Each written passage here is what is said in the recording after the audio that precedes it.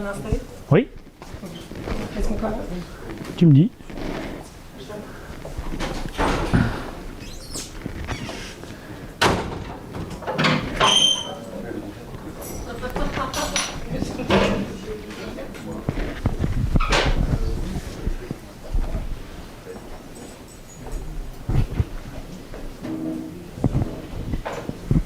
Bonjour, aujourd'hui on accueille Abkarian qui nous vient de Montpellier, qui travaille sur plein de choses différentes, tels des problèmes de pli et d'élasticité, sur le sang, les écoulements sanguins, et aujourd'hui qui va nous parler d'un sujet pressant sur la dynamique, le mécanique des fluides de la parole, voilà, ce que j'ai pu en comprendre. Merci Suzy. Should I switch in English or? Yes, in English. Okay. So thank you for being here physically, and for whoever is online, thank you also for being there virtually. I would like to thank also Suzy for the invitation, because I must say that since I came back from the States two years ago after the first confinement, I didn't give any seminar physically present, and you forget how important it is to have people in front of you, because that's so much more interactive and much more interesting when you present research. So I am in this lab, the Centre de Biologie Structurale. So as his name indicates, we are doing biophysics in this lab. So for many physicists, a weird name. But we are in a team that works in many biophysical problems like bacterial motility, blood flow, and others that I will not enter into detail. But what I will present to you is a project that I started to develop when I've been in my sabbatical at Princeton University, and now it's continuing as a research that branched in the lab, and I hope I will continue in the next 2 or 3 years, depending also on the pandemic and the finances, obviously. Before I start, so this project is really a team effort, I must say. So I started it with my old collaborator now, Howard Stone, that is in Princeton University, and I collaborated with many people from his team. Specifically, I want to acknowledge Philippe Bourrian, that normally should be coming, I hope, if the pandemic allows it, and if he can travel to visit your lab. So I work with him and Nang Sui on the 2 problems I will show you, and maybe the last one. And he's a fantastic physicist, so I hope you will enjoy also his visit. I must also acknowledge Janine Nunes, Fan Yang, and Amir Pahlavan, with whom I interacted different levels in this project. And the second old collaborator that I must acknowledge is Simon Mendes, with whom we continue the effort now on understanding this aerodynamics around speech. And Simon is a physicist that do a lot of simulation, so I'm sure many of you must know his name at least, and he's working at the IMAG in Montpellier, Institut Alexander Grothendieck in Montpellier. So just very fast, I would like also to give you a little bit of the genesis of this project and how it started, because I think it's funny and it's always a punchline that people like. So I planned a sabbatical with my wife and 2 kids in 2020 to go and spend 6 months in Princeton and enjoying New York and Princeton at the same time. And we arrived the 1st of March, and the 15th all the schools closed, Princeton closed completely, and we ended up renting a house in a completely empty campus. So that was very nice to be, I must say, enclosed there, because at least it was green. But we saw no one, and we started to have my daughters that must have gone to the English school doing Zoom in English every day. So that was very funny. A little bit depressing though, and that was good, because that depression also led to intense discussion with Howard to know what we can do. And as many of you, I'm sure, we started to think, can we do something with the skills we have, and can we start to ask questions that can be useful for the community? And so we were speaking about the importance, and that was appearing at that time about asymptomatic transmission, and we were trying to understand if speech could be something problematic, and that we could say something with our knowledge in fluid dynamics. And speaking about speech, my wife here is represented here, where her actually art project completely failed because she had to go to New York and she could not go at that time. So here she is doing her project in Princeton, where it's empty. She was, before becoming an artist, a linguist, and we were discussing about the importance of the phonetic structure in language, the way you talk, must have a role in the aerodynamics of the air that you exhale. And so she introduced us with the concept of plosives, and you will see that this concept is very important with what I will show. So I started to enter the closet of the house we were renting and to start to talk in front of a nebulizer. And so my daughter were laughing because I was really having weird moments enclosed in this strange environment. And I even succeeded to make a famous professor become crazy. Speaking Princeton. Peter Piper picked a pepper. I love that because it really looked like crazy. But so we discussed and we realized that maybe there is a lot to do in terms of experiment. And we contacted Simon, that was in Montpellier also, and we asked him to help us to bring, let's say, the computational aspect of the project I will be describing soon. And Simon did also a fantastic job and is continuing, so actually you should invite him also next time because he has plenty of stuff to describe that will be interesting for you. Okay. So the scientific context, you all know it. So the actual pandemic is not finished and is done. It produces this disease called COVID-19 due to a virus from the SARS family, the SARS-CoV-2.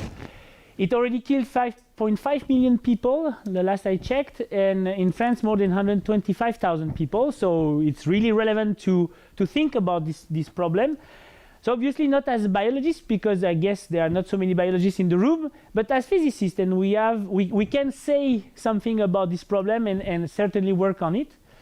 And obviously the tool, the most important that makes us actually being able to be here without being too much stressed is the vaccines. But you all know that there is a resurgence of new variants, that the immune system can be also weakening in time, and we see how it can be socially complex to have a world vaccination that will eliminate the pandemic.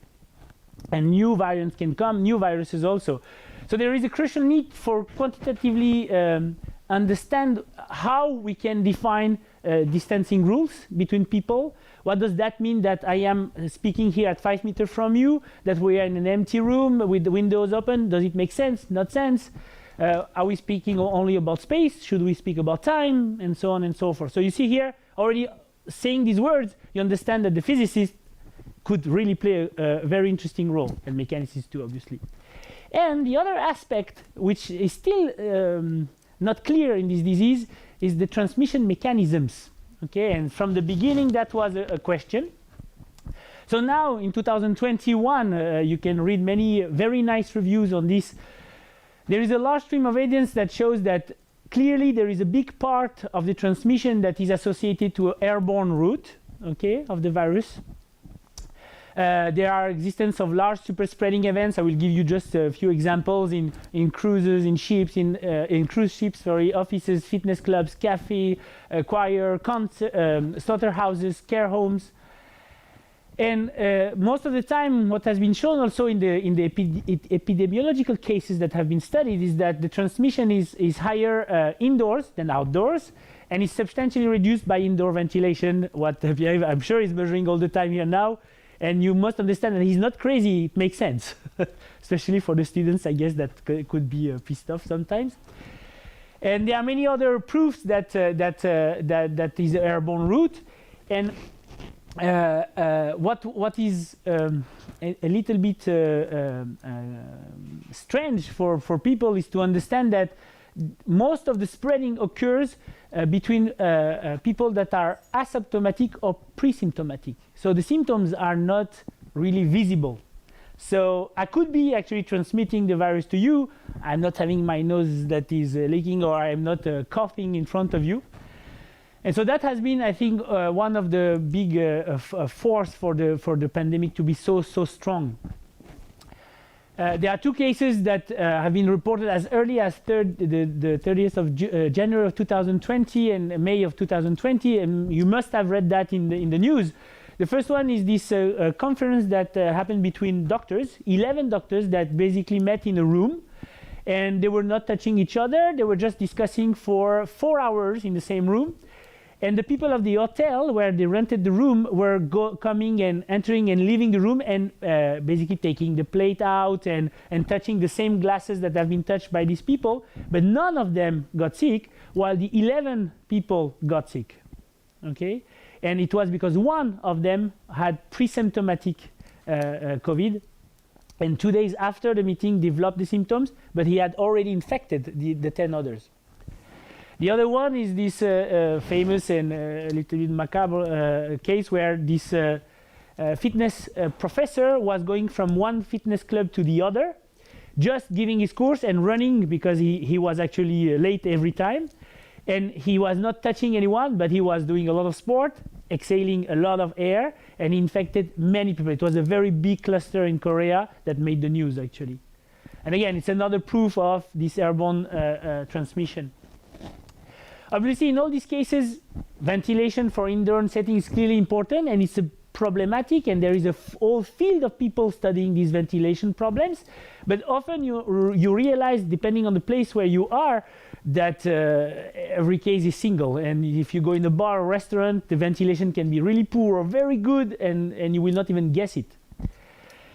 In this talk, I will not be speaking about that, though it's a very interesting, I think, problem. And I will more talk about what I call local and direct interactions and spreading in air, what we believe we understood with the beginning of this project. Maybe I will jump this to not lose too much time. So it's interesting to look at the research in the literature of this transmission. So I will not do, because of problem of time, a huge lit review about transmission. And it's actually, there is a lot of work that have been done since 1 century when you think about that. So it goes back to the works of Flügge, or a little bit after him, Wells in 1934. You have to realize that this is 12 years after the great pandemic of the Spanish flu, where people were starting to understand that there is something transmitted, we don't know how, it was problematic, and he was the first one to speak about aerosols transmission and this airborne route, at least to really try to understand how it works. And so many studies actually in the last 30 years focused on the symptomatic spreading. And there is this very nice work in the group of Lydia Bourwiba, for instance, where you have a very nice high-speed visualization of a puff produced during a strong sneezing. But you can find actually this type of image in 1946 already, from old papers from doctors that had these cinematographic systems with the films that have been able also to capture this type of movies. And that showed that actually when you sneeze and you have this violent effect, you will have puffs that can travel far away from the mouth of the person having the symptoms. But what was interesting from the group of Lydia Bourwiba is that they demonstrated that this sneezing dynamics obeys laws that are famous, let's say, in field mechanics for people studying jets. And that there are regimes during the moment where the air starts to exit the mouth of the person sneezing, and then what happened to the front of that exhaled material. Here is that front as a function of time, where you see you have different regime of propagations, one that goes as the square root of time when the air is leaving the mouth, and one then is as the quarter of time. And this is really something known, something known in this literature of jet flow. You can go, for example, see papers from Sangras and co-authors in 2002, where basically this, these power laws can be understood in terms of constant moment flux injection in front of the person that is sneezing at the moment where the air leaves the mouth, or once the air has been expelled, now you have a constant moment, total moment that has been injected in front in the air, and this gives these two laws if you go in the detail of the equations. And so that was interesting because this work, for example, showed nicely that here there is a fluid dynamical problem in sneezing that can be very important to understand. For example, how much material will reach someone, let's say, that is at 1 meter, 2 meter, 3 meter, and so on. And so starting to define risks. So the question we asked when we saw all this, and in already earlier 2020, was how do we describe speech? Because here we are not sneezing and we transmit viruses. Do we care about these problems or not? So this is how we started basically. So the two questions you can ask yourself is basically about, can we characterize direct transport between people speaking? Not in large scale and not due to ventilation again and spending a long time in a room, but more in a direct, let's say casual interaction between people talking. And can we understand how these aerosols are produced and therefore transmitted between people? So this is what I will be talking about, and try to see if we can at least try to visualize these two processes. So this is the outline of my talk after this very fast and brief introduction. So again, you should really go and look at the literature. It's very wide, or we can spend the entire hour talking about that. That's not the goal. I will talk about this transport, the mechanism of production of droplets during speech from the mouth, and some wind instruments, and you will see that there are funny features. If I have time, but since I talk a lot, maybe I will tell you a little bit about airflow again, the musical practice and especially for opera singers and musicians. But if I have time, or I can show you one or two things and the conclusion perspective of this work. So for the transport, basically I was in a lab alone, so I had to find a way to visualize airflow in a lab that does not do aerodynamics, that does microfluidics. So it was not simple, and we found a way by building first cylindrical lenses with capillaries filled with glycerol, and then we were able to order lenses because Amazon could work and bring the lenses to the lab and so on and so forth. But basically, the idea was to produce a laser sheet. Here you don't see the sheet, you see just the line of the projection of the sheet. And with a high-speed camera, the goal is to observe the sheet in two modalities. One where we produce, we seed the environment with the fog that is produced by the simple Halloween machine that used for in theaters or to make a very dark ambience. And so the goal is to observe orthogonal to that sheet someone talking parallel to the sheet and see the disturbance in front of the person and do correlation image velocimetry to try to find the velocity field in front of that person, isn't it? And in another modality that I will show in the second part of the talk is to talk orthogonal to that sheet. And so that goes back to work that has been published actually at the same time we're doing that from a group in NIST in the States. But basically you talk in front of the sheet and anything that crosses that light will scatter light in the MIE regime, M-I-E, sorry. And in that regime you can detect very small droplet, though the intensity of the light doesn't give you directly the size, unfortunately. But you can see even small droplets that can be as small as 1 or 2 microns crossing the sheet. But you can count the number. So just, again, scales for you to keep in mind. A typical mouth opening is around 1 to 5 centimeters square, depending on what you are saying. So 1 centimeter is the good scale, though you can be as small as few millimeter, depending on the letter you pronounce during an utterance. The typical flow that we've been able to measure, thanks, for example, to work of Philippe Bourrian in the lab, and this has been known also from the linguistic literature, is between 0.3 to 1.6 liters per second with the peak flow rates. And so the typical speed of the air leaving the mouth is around 0.5 to 5 meters per second. So if you estimate the Reynolds number to see where you are in terms of turbulence, you are mildly turbulent, basically, between 700 to 7,000. It's not a crazy turbulent flow. Okay, so this is one thing. Oh, I need to connect my computer, otherwise the talk will battery.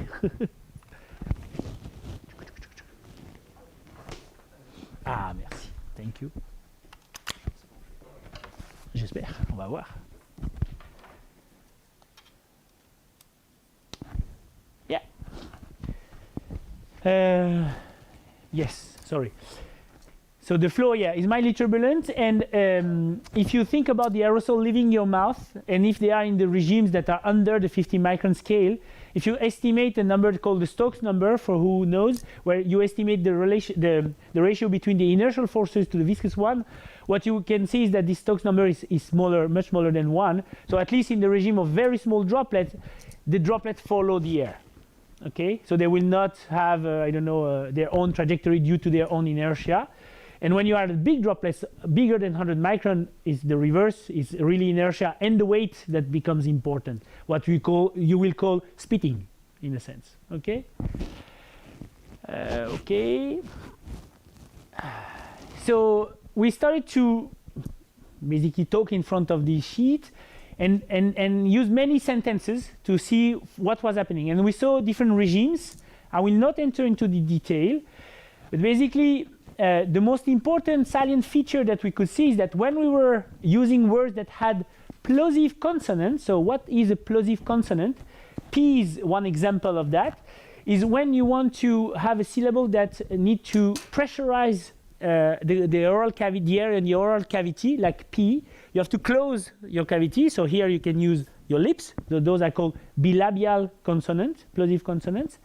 And so here you will basically increase the pressure in the mouth and release it as soon as you open to say the pa in papa, for instance, or Peter Piper picked a peck, which are the sentences that I was repeating here in front of the sheet.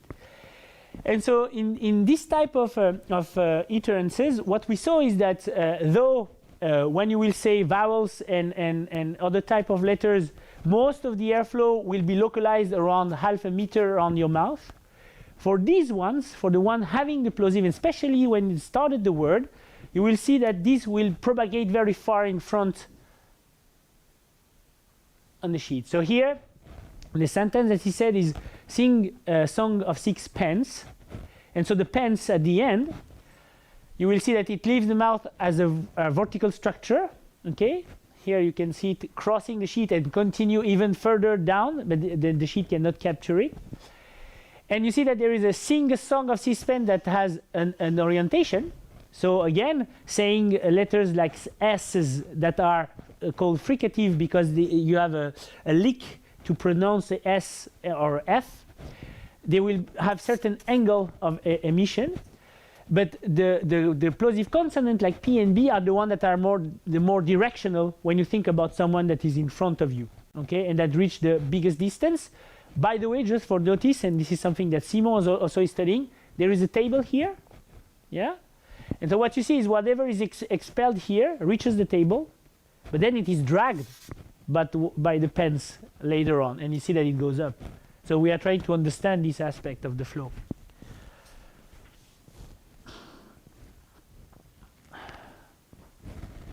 So what was interesting is to analyze the front of that jet, okay, the beginning of the utterance of pens, and to look the front of the vortex as a function of time. So this is what is represented here as a function of time. And what you see is that there are two regimes. The regime initially at the first, let's say 10 to 50 milliseconds, where the p of pens is expelled, the air is expelled. And then after that, the flow stops actually from the mouth, but the vortex continues. And what you see is that we capture two power laws, and guess what? These two power laws are 1/2 and 1/4. And so it was interesting to see that these looked like starting jets initially, and then puffs afterwards for the word pens. And so we could really conclude that for these utterances, you could really see these utterances as what I call microsneezes. So when you say "Papa passe-moi le pain," you are microsneezing in front of the person you are talking to, okay? Except you don't see it, obviously. Okay, and so what again is important is that the scale of these vortices can reach a meter, but that depends also on who talks. So this is what we are starting to see now with the studies in Montpellier. So here I was alone talking, and as you can realize, I have a big voice. So when I talk, I naturally use my diaphragm, I play saxophone, so I guess my vortices are strong. When someone like Simon talks, for example, he will reach 70 centimeters. He will not reach a meter. So it will depend on the strength with which you pressurize and you expel the air, and so how you talk. So that was interesting already. The other aspect is that, okay, this is one word, but what happens if now I accumulate words that have these plosives? And so normally one of the social distancing rule that you could read everywhere at the beginning of the pandemic was this 1 meter rule. So already by seeing the pens, we were like, 1 meter doesn't make sense. And does the 2 meter, which is the 6 foot rule in the States, also made sense or not? And so what we'll demonstrate is not. Depends on how you speak and what do you say in front of the person you are interacting with. So here is again the same setup, and I'm repeating. I don't know if it's too big for the screen. Yeah, it stops. Okay, what I'll do is I'll do it by hand. So I'm saying Peter, Piper, picked a peck. So every word has this plosive consonant at the beginning of the word. For this sentence, sorry. So here you can see the Peter, Piper. So the two vortices now interact and one catches the other. Pick a peck. And that's the last vortex. So what was interesting is that here, for this type of, again, sentence, it's a special sentence. No one talks like that. Obviously, I am holding the head straight. The goal is to understand already for these features, can we say something that makes sense? And what made sense is that these vortices can interact when they are directional. And if the frequency is in a normal sentence like Peter Piper picked a peck, they will interact and actually push the exhaled material further than what one vortex will do. Okay? What was interesting is that if you just analyze this velocity field and you make the average of the direction, what you see is that a conical structure seems to appear in front when you do that on several sentences like Peter Piper picked a peck. So the accumulation of these plosive phonemes, obviously in a very specific case, already tells you that you will be able to push material if you wait long enough. Okay? So once we did that, we said, okay, we are really realizing an experiment that is specific. Can we understand more and make a variation of that flow using numerical simulations? So a numerical approach. And this is where we contacted Simon at the really beginning of the 2020. And Simon is developing since many years now that we're working together and working especially on blood flow. In-house solver, let's say, of flows at high Reynolds and low Reynolds numbers. And basically this solver comes from Yale too, that is also famous. I guess you already know it. I guess maybe some of you use it, but he modified it for the blood flow regimes. But he was able to very fast implement a typical situation where we said, okay, can you just make us a spherical head with an elliptical opening that looks like a mouth, that is like this, saying, well, it's not really realistic when you think about that, but it started like that, and the goal was to see how we'll spread the vortices, and are they realistic compared to what we were seeing. What was interesting with this approach, which is an incompressible Navier-Stokes equation, he can do large eddy simulations, and he can put droplets as passive traces for the moment, and now he's adding actually droplets that evaporate in the flow. But I will not show you that. You can invite him, he can maybe talk about that later on.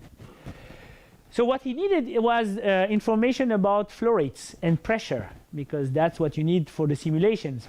And at that time, we didn't have yet the setup of Philippe Bourrian to measure that airflow and the pressure peaks. So what we did is we turned back to the literature in linguistics. So it was funny to go and read this paper, Journal of Speech, Hearing Research. where some of these traces have been actually recorded, and this is why we were saying all these sentences, sing a song of sixpence and Peter Piper picked a peck, because we had data for that flow rate and for the pressure. Obviously it's not the same person talking, but at least we had the variation of the flow rate and the pressure as a function of time.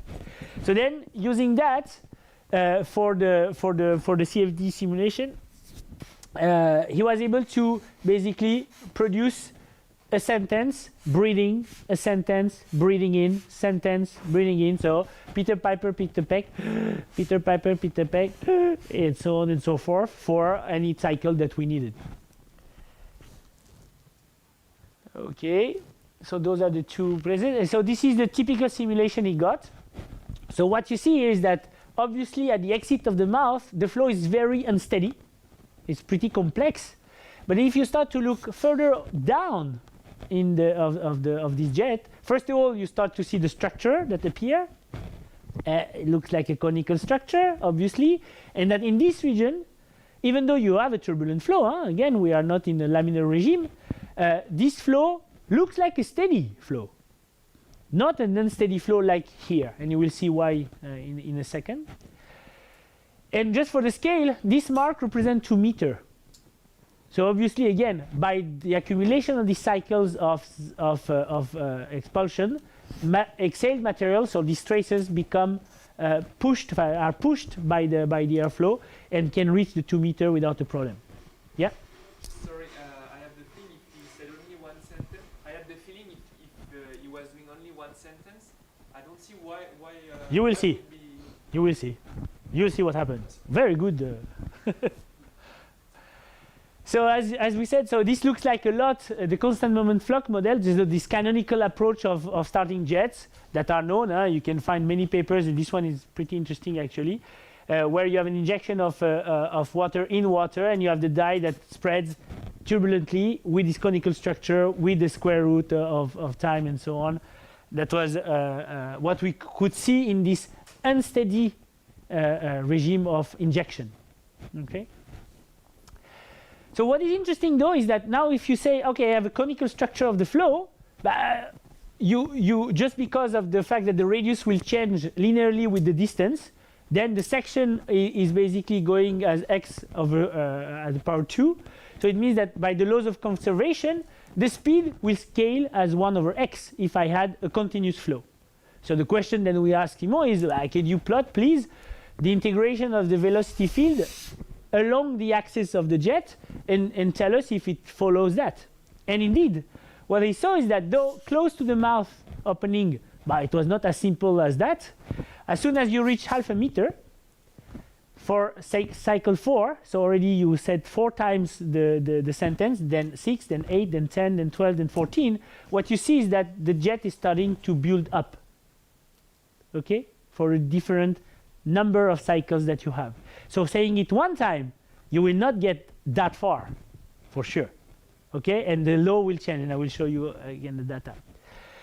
So basically, by repeating, you are starting to build up something that looks like a stationary turbulent jet in front of you.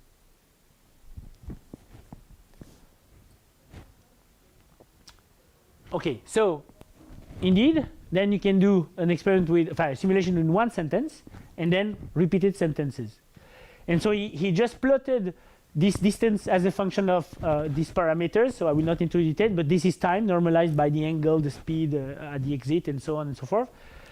What you see is that if you have only one sentence, then the power law you are following is something that goes as the quarter again of time, power 1/4 for the time. While if you have the repeated sentences, then you start to reach the regime of the starting jets with this constant injection of momentum in the flow, in front of you. Sorry. And so we tried to see if at least that law made sense by doing again the same experiment as talking in front of the sheet, but here putting the emitter at different distances from the sheet, having the cloud around the mouth, and then talking, and without moving, Peter Piper picked a peck, Peter Piper picked a peck, without moving the head. And we see when the cloud reaches the sheet. Okay? And so what we saw is that depending obviously on where you are compared to the sheet, but you have a square root with this parameter here that is exactly given by this law. So it's a simple description in the sense of a complex phenomenon once you say that you have this conical structure. Obviously you have to observe it first. It's not a realistic way of talking, we agree. It was the breathing time. One cycle was the 2.4 seconds, the time to say that, and then no, it was too long. Already to do that several times with different conditions was not simple to do. So you have to realize that that was done in a room where I had to cut the entire ventilation, because as soon as and I could not put it at 0 because Princeton forbade that, and so I had already a circulation in the room. So what happens is that after 1 meter, the velocity of the front decreases to tens of centimeters per second, and this reaches now the speed of the ventilation. So obviously after 1 meter, if you have no circulation, what dominates is this pushing of material. If you have circulation, so after the meter, now it's the ventilation that starts to be important. Again, it's for one case. It will be interesting to study different places. I invite you to do that, obviously. Again, it's a team effort. We can all do work on that. But just what was interesting is that you could reach 2 meters. Okay, so basically disturbing the sheet after 20 to 30 seconds of saying the same sentence without moving. So the 6-foot rule depends on the condition and to whom you are talking to. For example, don't talk with me because apparently I can reach 2 meters. So people are looking at me scared. Okay, so that was the first part, the transport part. And then we were like, okay, if these phonetic structures are important for transmission in terms of their aerodynamics, are they important for the production of the droplets? Okay, so we looked at the speech aerosolization of saliva. If saliva is one of the fluids that can have viruses in it, then we should look at that, and then I will maybe talk about wind instrument.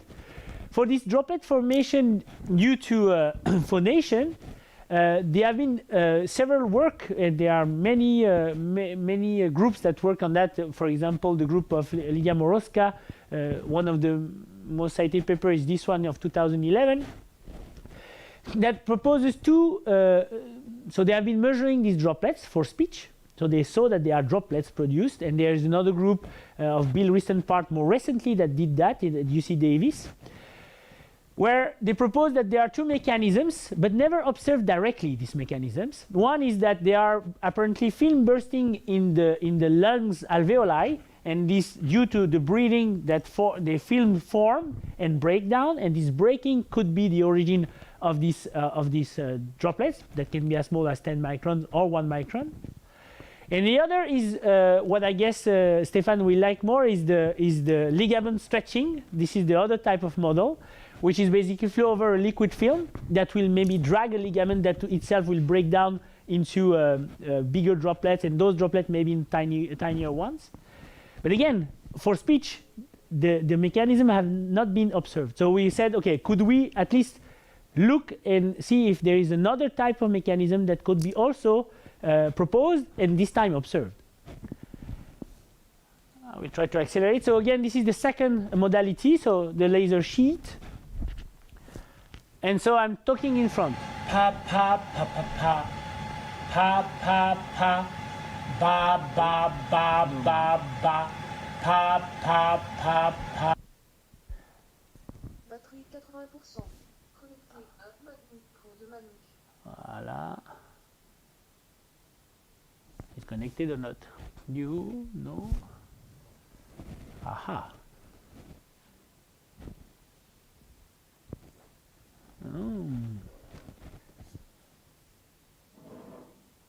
Micro de manouche.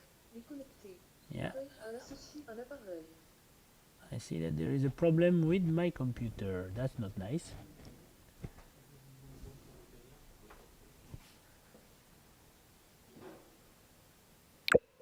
Okay, that's good. Just to be sure, yeah. Why this one disconnected it? I don't know. Batterie 80%. Connecté à Okay, now it should be working. Well, it's not fabulous.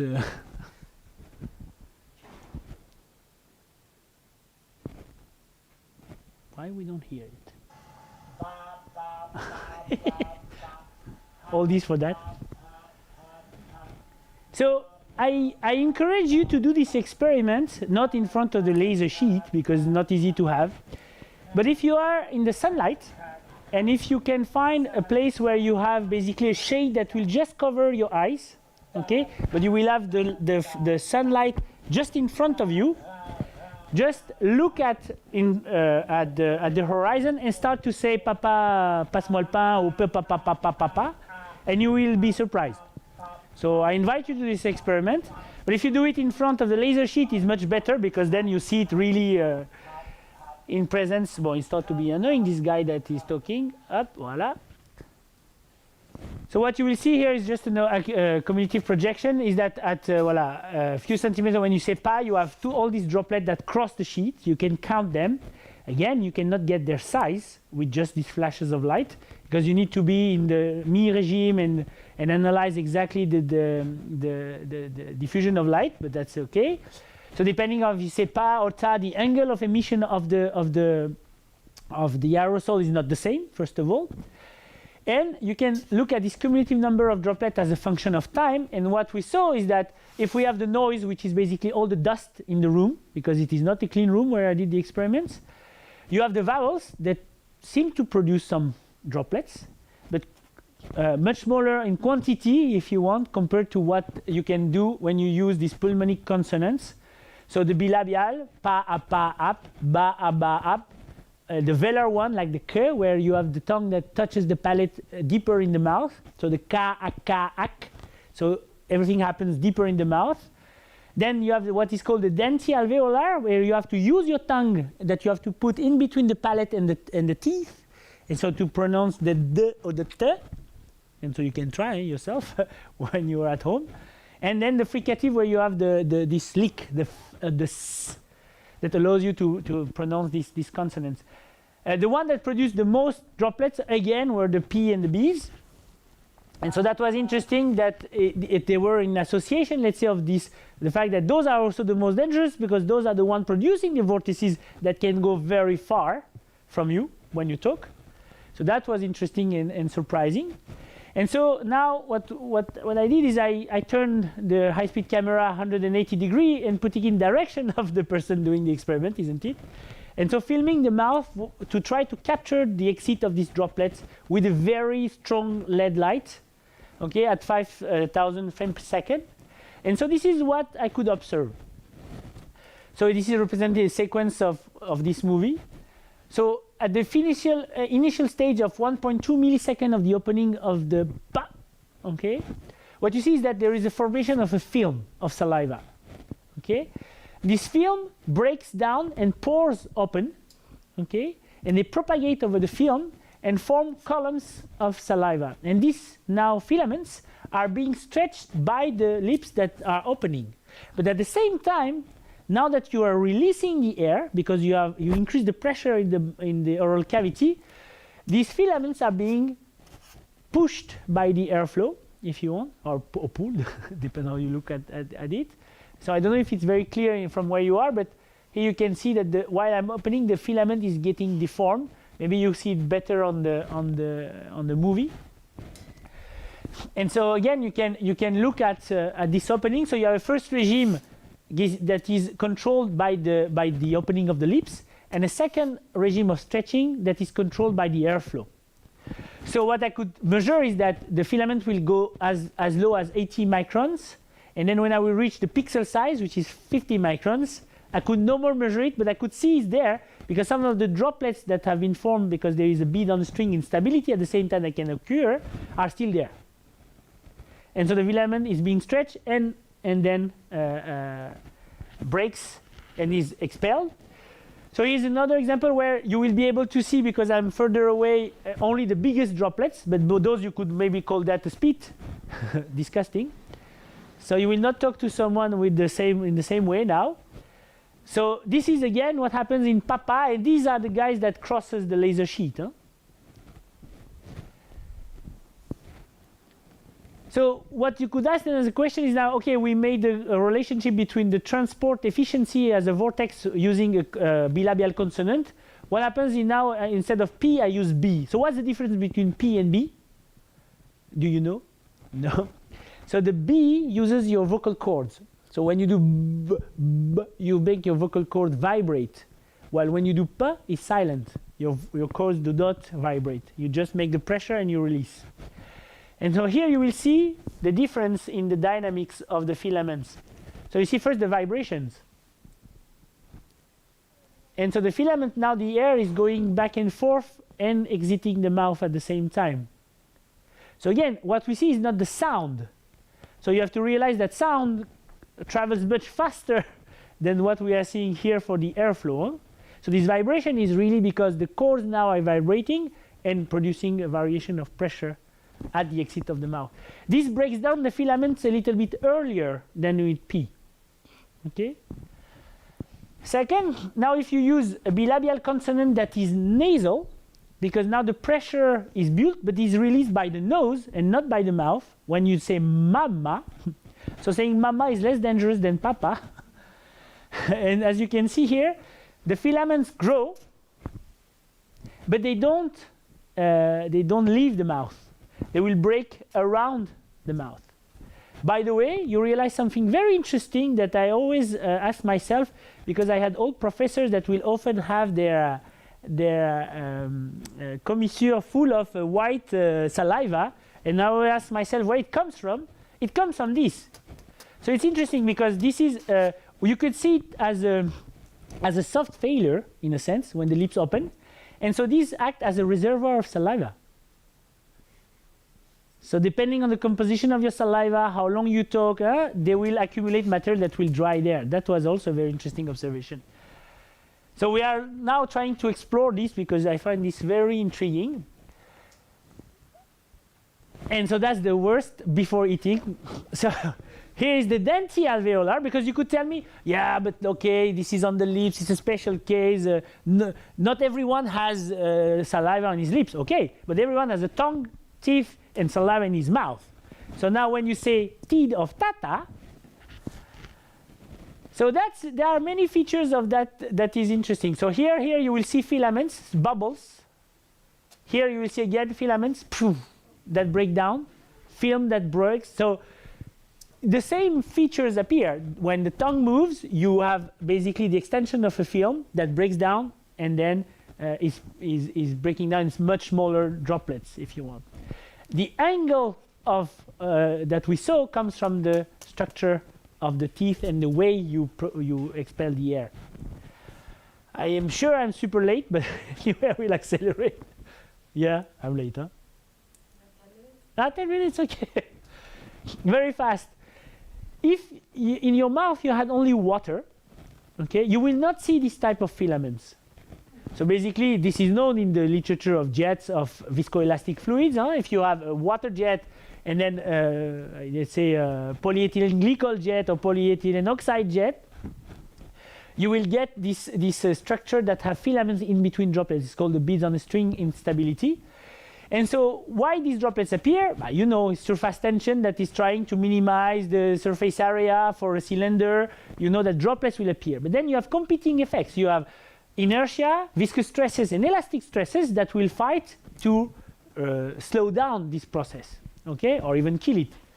And so for inertia and viscous stresses, there is a number that quantifies that. It's called the Ohnesorg number. This is a ratio of these two quantities. And if you calculate it for saliva, that has a viscosity very close to the one of water, actually, because it's a watery solution full of a biopolymer called mucin, but it's not a very high concentration of mucin. The Ohnesorg number is much smaller than 1. It tells you that basically the time for the breaking should be much smaller or equal to maximum 1 millisecond. What we see is that it takes 10 to 20 milliseconds for the filaments to break. They form and they don't even break there. So it means that this inertial effect is not dominating the resistance.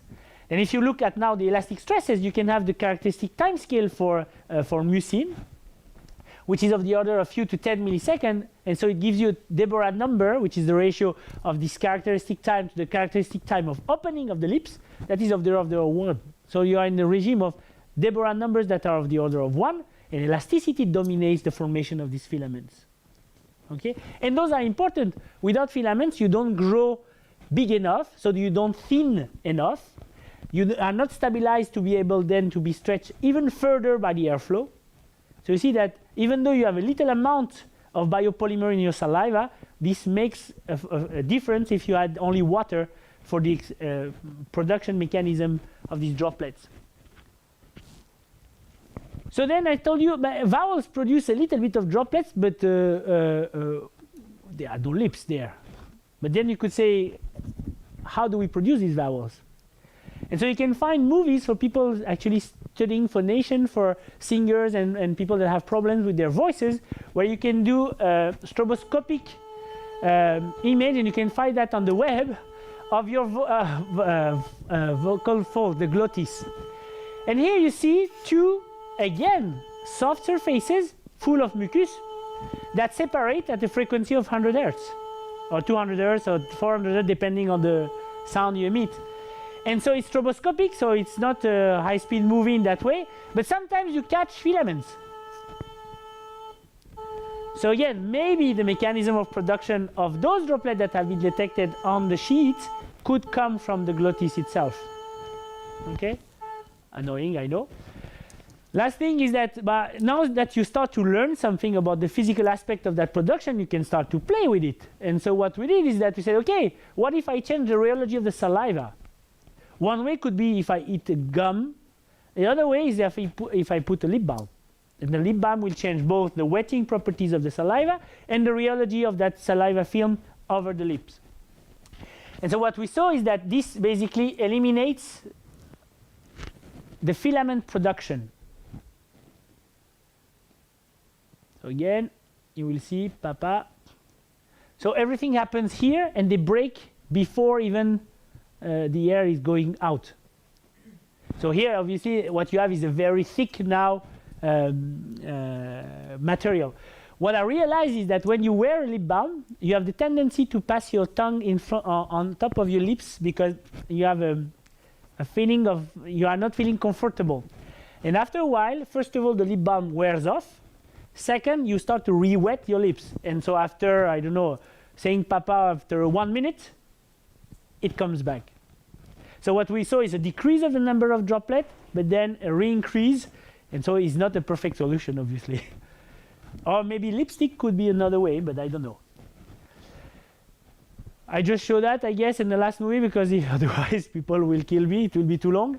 So sorry. For whoever wants to see movies about musical practice, then maybe we can look at that in the afternoon. I think it will be simpler.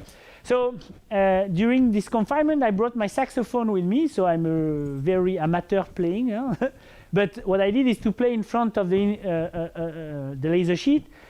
And here you will see that from the saxophone there is, I don't know with the light if you see, you have some droplets that are emitted, but really in amount much less than what you have when you speak in front of the sheet, because many of the droplets get trapped in the instrument, first of all. Second, if you take now just the mouthpiece with the reed, so a saxophone is basically a mouthpiece and has this wood reed where the vibration of the reed produces the sound, okay? And you just blow with the reed and you do the high-speed movie of that section of the reed.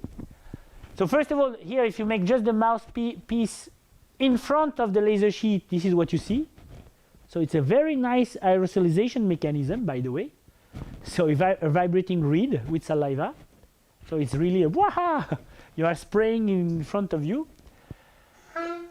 And this is what you see inside the reed, while at 9,000 frames per second. So the reed is oscillating and bumping on the mouthpiece. And what you see is that you have to wet the reed to be able to play it. So you see the filaments that are formed, and sometimes some of the drops that basically go orthogonal to the image field. though the speed of formation of filament is much faster than the one of the lips. So here I don't know if inertia plays a big role or not. It will be interesting to see the distribution of sizes, but I don't have yet that distribution of sizes to present to you, maybe in 1 or 2 years, because we are trying to do that properly. Just to tell you that in Montpellier, we are continuing the collaboration with Harvard in Princeton, and in Montpellier we gathered a consortium of people to try to look at this transmission mechanism and really we are focusing about this saliva problems and filament production, film production. And so we are physicists, people studying movements. So I didn't tell you that when I speak, I move my head, I move my body. What's the role of that? So we are looking at this. And biophysicists, because we are in collaboration with virologists, and the goal is to be able to understand what happens to the virus in these environments. Okay, not just play with special fluids or with saliva itself, but saliva in infected cases. And we have apparently an infrared camera in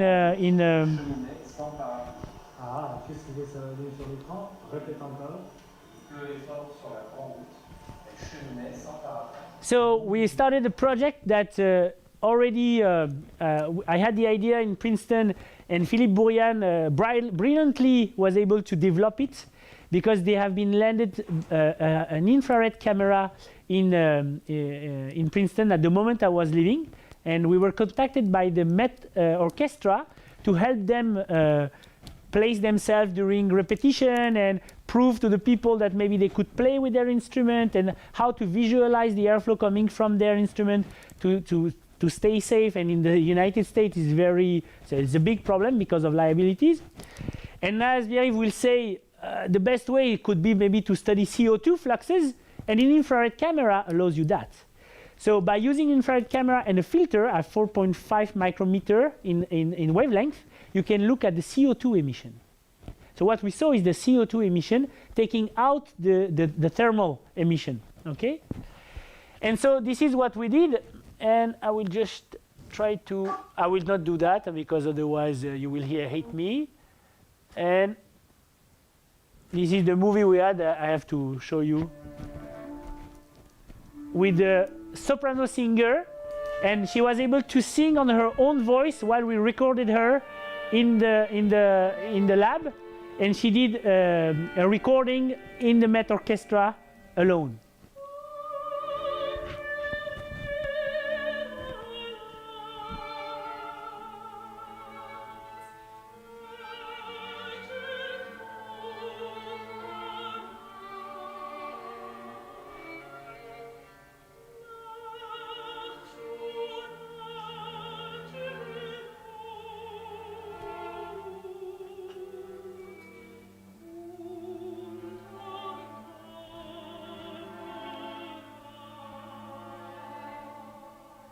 So just few details when you look at this movie. You saw that when she closes the lips, and that she has really this moment of closing lips and reopening, vortices leave the mouth. Most of the time when she does vowels, all these vowels are very well controlled in terms of flow rate, and they are just plumes, thermal plumes that go up. There is the nose airflow that is interesting to look at. When she breathes in, you see that the breathing in is localized, which is the reverse of exhalation, and that is known in fluid mechanics. Huh?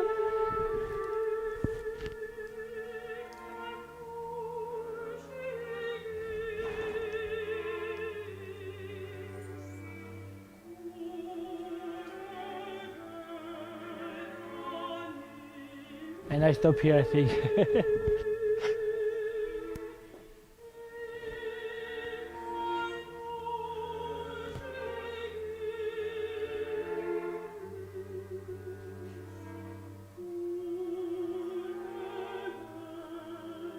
And it is in Armenian. This was not my demand.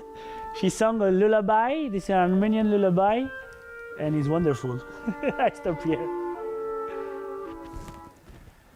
Okay, thank you for attention. Thank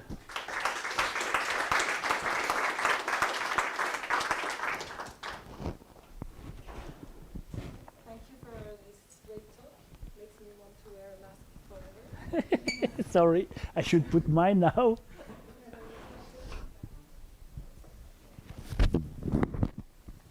noticed on the last movie you showed that the vibrato was very important, actually, for the emission of the Not the vibrato. If you see when she does a vibrato, for example, those are puffs, but they are not vortices. When she closes the mouth, then you see a vortex leaving very far away.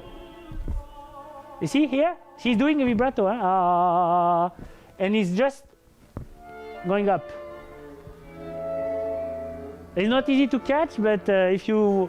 I watched this movie so many times that... Okay, stop. Sorry, I'll let you... There is some point where you see clearly, you know, Yeah, yeah. and it seems to me that it's No, because what she does when she does the vibrato, and this is a technique that apparently singers do, is that she pressurizes her diaphragm and she starts to emit the vowel, the ah, but she doesn't do ah, she does ah. So she makes the diaphragm vibrate. So what you see is the variation of the flow rate, but she doesn't emit a high flow rate. And this is what singers and actually musicians are good at, is that they control the flow rate at the minimum level because they need to maintain a note or a vowel, let's say, for a very long time. And so the intuition is like, oh, when I hear a singer, I should see jets. And actually we were surprised to see the reverse.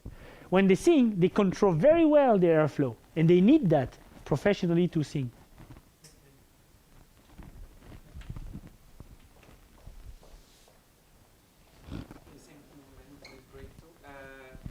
Maybe it's a naive question, but how does this study can be applied to, I don't know, to the universal languages, like I have no idea, but Chinese, or is it, what's the differences, all the things you talk? So, for example, the Japanese people believe that they are better in terms of, they believed that before, now the numbers are kind of proving them wrong. They believe that, oh, because in Japanese they talk less loud and that they use less bilabial consonant, they don't emit so much droplets, and so that's why the number of cases is low. But at the same time, their social interaction is already limited, so it's very easy to make a correlation where there are none. And I will say, if you saw one of the postdocs that worked with us, so Nan Sui, he is Chinese. So I made him talk in front of the laser sheet. So I believe that he will produce 0 droplet, but actually, no, he did. It depended on the vowels he will use. For example, the B's for him were much stronger in terms of production of droplets. Then we had Janine Nunes, that is this lady that was the third in the people I acknowledged at the beginning, that is from the island of Trinidad and Tobago. Her way of speaking English is also slightly different. And where she was putting the accents were not producing the same number of droplets. Plus, she had a very more calm way of talking, not like me, not like Nan. And so her emission were much lower.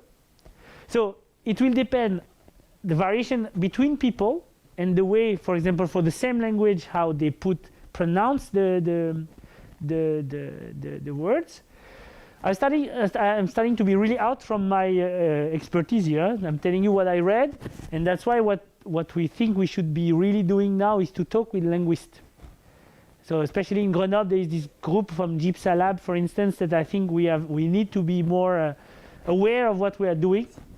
But the terms you use, bilabial, they apply and they cover languages like... Yes, but the way, exactly.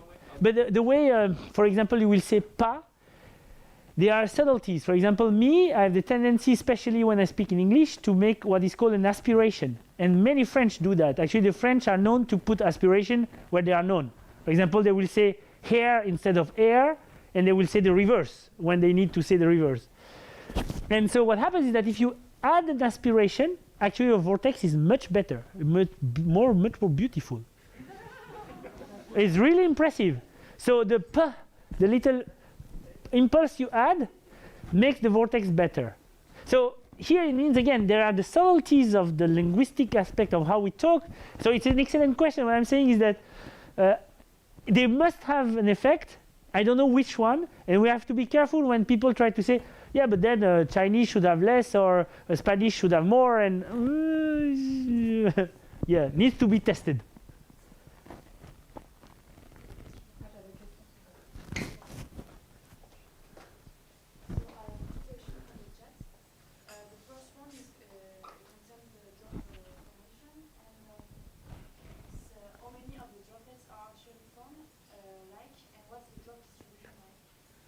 So the number is around 150 per second.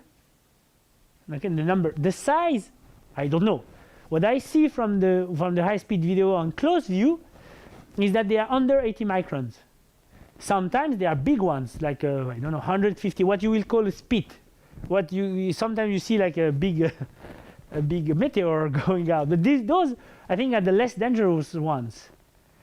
The ones that we don't see are the smaller one, the 20 micron, the 50 micron, that actually dry also a little bit, and we don't know what is happening to them.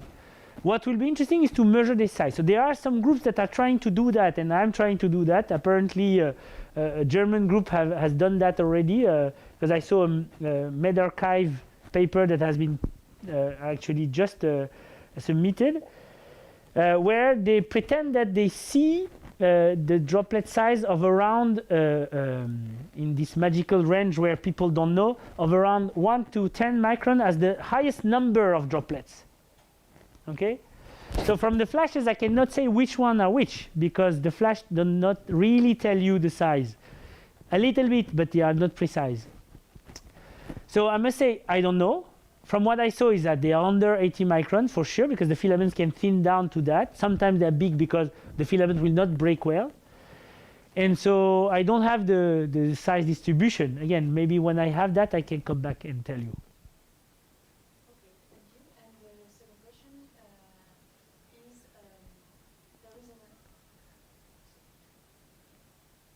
there is an everyday experiment that some people seem more positive than others. Can this intuition be verified?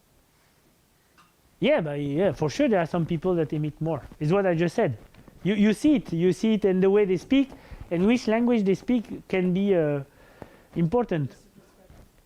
And so the question then in the paper of the saliva, this is what we tried to say. We said maybe this concept of super spreader is not only a biological concept of the number of virions that you produce, and some people can produce really like 3 orders of magnitude higher number of virions.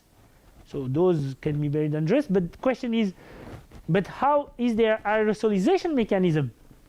And so that will be important, because then the number of virions per drop will also define them as super spreader or not. And so the question is, maybe these mechanisms, we have proposed one, maybe there are others that I don't know about. At least we visualized one. And so maybe super spreading is a question of fluid mechanics. Yeah, that would be cool. Thank you very much. You're welcome.